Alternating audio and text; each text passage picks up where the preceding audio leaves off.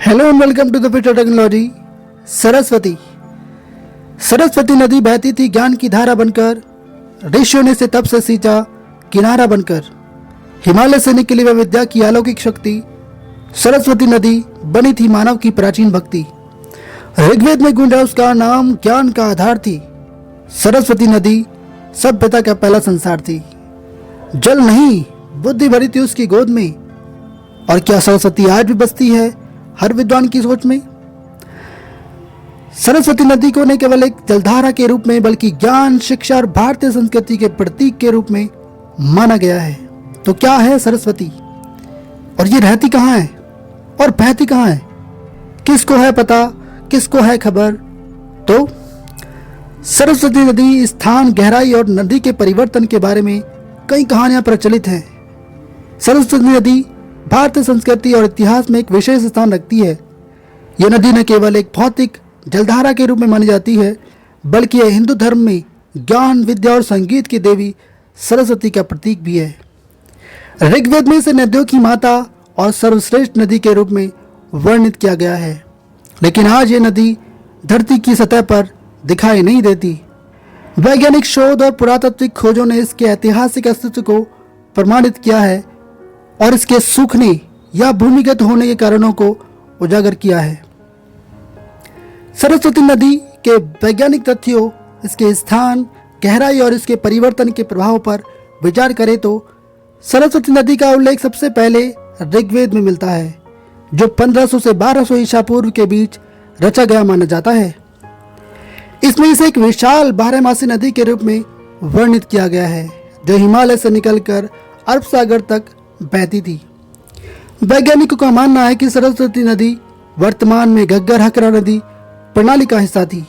यह नदी हिमाचल प्रदेश के शिवालिक पर्वतों से शुरू होकर हरियाणा, पंजाब, राजस्थान और पाकिस्तान के कुछ हिस्सों से गुजरती थी। सैटेलाइट इमेजरी जैसे इसरो और नासा की तस्वीरों ने इस नदी के प्राचीन मार्ग को दर्शाया है। इन चित्रों में एक सूखा हुआ नदी का तल दिखाई देता है, जो लगभग 8 किलोमीटर चौड़ा था, जो इसकी विशालता को प्रमाणित करता है। रेडियो कार्बन डेटिंग और ऑप्टिकल डेटिंग से पता चलता है कि यह नदी 28,000 से 4,000 साल पहले तक सक्रिय थी। इसके तलछट में माइका अभ्रक की अधिकता पाई गई है, जो हिमालय मूल की ओर इशारा करती है। हड़प्पा सभ्यता से सीधा संबंध है इस नदी का। हड़प्पा सभ्यता 2600 से 1900 ईसा पूर्व के बीच 70% से अधिक पुरातात्विक स्थल सरस्वती नदी के किनारे पाए गए हैं, जैसे कालीबंगन, राखीगढ़ी और लोथल। तो ये दर्शाता है कि यह नदी उस समय सभ्यता का आधार थी। शोधकर्ताओं का मानना है कि सरस्वती नदी के सूखने से हड़प्पा सभ्यता का पतन हुआ, क्योंकि जल की कमी ने कृषि और जीवन को प्रभावित किया। भूमिगत अस्तित्व की बात की जाए तो इसरो और भूवैज्ञानिक सर्वेक्षणों ने संकेत दिया है कि सरस्वती नदी का आज भी हरियाणा, पंजाब और राजस्थान के कुछ हिस्सों में भूमिगत रूप से बहाव है। 2021 में CSIR NGRI national geophysical research institute के एक अध्ययन ने प्रयागराज के पास गंगा यमुना दोआब में 45 किलोमीटर लंबी भूमिगत नदी की खोज की। सरस्वती नदी का स्थान और मार्ग उद्गम माना जाता है। प्राचीन ग्रंथों और वैज्ञानिक शोध के अनुसार सरस्वती नदी का जन्म हिमालय में हुआ था। कुछ विद्वान इसे हिमाचल प्रदेश के शिवालिक पर्वतों से जोड़ते हैं, जबकि अन्य इसे उत्तराखंड के बद्रीनाथ के अलकनंदा नदी की सहायक नदी मानते हैं। ये मान्यता है कि इसका स्रोत हरियाणा के यमुनानगर जिले में आदि बद्री था, जहाँ से मैदानों की ओर बढ़ी। सरस्वती नदी हिमालय से निकलकर हरियाणा के कुरुक्षेत्र, कैथल और सिरसा से होकर राजस्थान के हनुमानगढ़, श्रीर तक बहती थी। यह आगे चलकर पाकिस्तान के सिंध प्रांत में हकरा नदी के रूप में थार रेगिस्तान में विलीन हो जाती थी। सतलुज पश्चिम की ओर सिंधु नदी में मिल गई, जबकि यमुना पूर्व की ओर गंगा से जुड़ गई।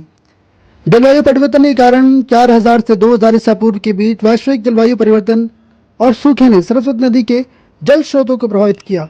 हिमालय ग्लेशियरों का पिघलना कम हुआ, जिससे नदी का प्रवाह सूख गया। थार रेगिस्तान का विस्तार भी इसके सूखने का एक कारण माना जाता है।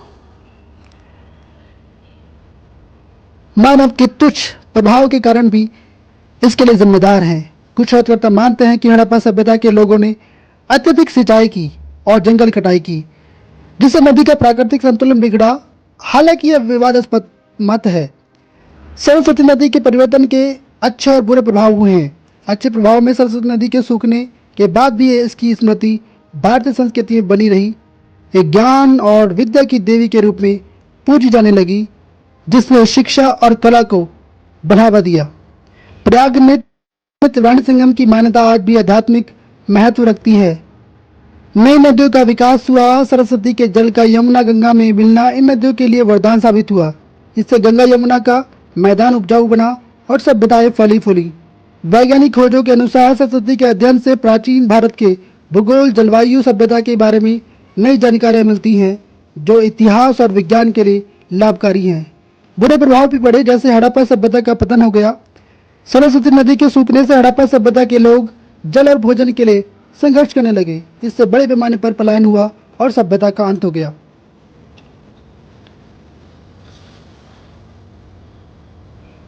संकेत मिले हैं, रेगिस्तान का विस्तार हुआ और सरस्वती के सूखने से राजस्थान और हरियाणा के कुछ हिस्से शुष्क हो गए।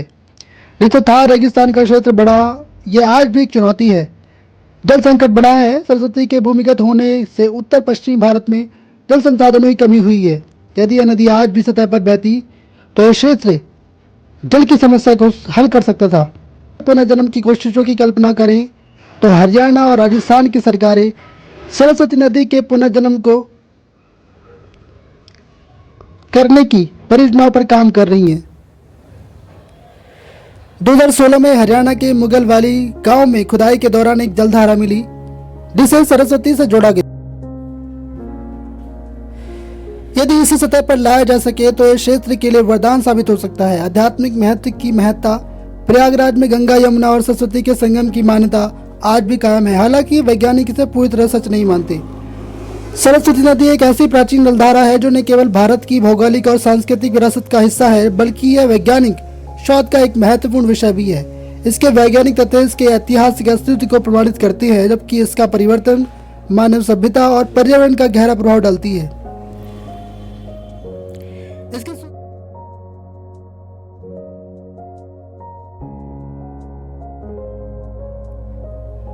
इसके सूखने से जहां एक और सभ्यताएं नष्ट हुई, वहीं दूसरी ओर नई नदियों और संस्कृतियों का जन्म हुआ। सरस्वती को पुनः जन्म करने में सफलता मिले तो यह न केवल जल संकट का समाधान कर सकती है, बल्कि भारत की प्राचीन धरोहर को भी जीवित कर सकती है। सरस्वती नदी, जिसे प्राचीन भारतीय ग्रंथों में एक विशाल और पवित्र नदी के रूप में वर्णित किया गया है, आज सतह पर दिखाई नहीं देती। यह नदी हिंदू धर्म में ज्ञान की देवी सरस्वती का प्रतीक है और ऋग्वेद में इसे नदियों की माता कहा गया है। जल विज्ञान हाइड्रोलॉजिकल दृष्टिकोण से सरस्वती नदी का अध्ययन इसके प्राचीन जल प्रवाह को और स्रोत मार्ग, इसके सूखने या भूमिगत होने के कारणों को समझने के लिए महत्वपूर्ण है। 2021 में CSIR NGRI के एक अध्ययन ने प्रयागराज के पास गंगा यमुना दोआब में 45 किलोमीटर लंबी भूमिगत जलधारा की खोज करते हैं। भूमिगत सरस्वती के जल में हिमालय खनिज जैसे माइका, अभ्रक और सिल्ट पाए गए हैं, जो इसके पहाड़ी मूल को प्रभावित करते हैं। हरियाणा के कुछ क्षेत्रों में खुदाई से निकला पानी मीठा और पीने योग्य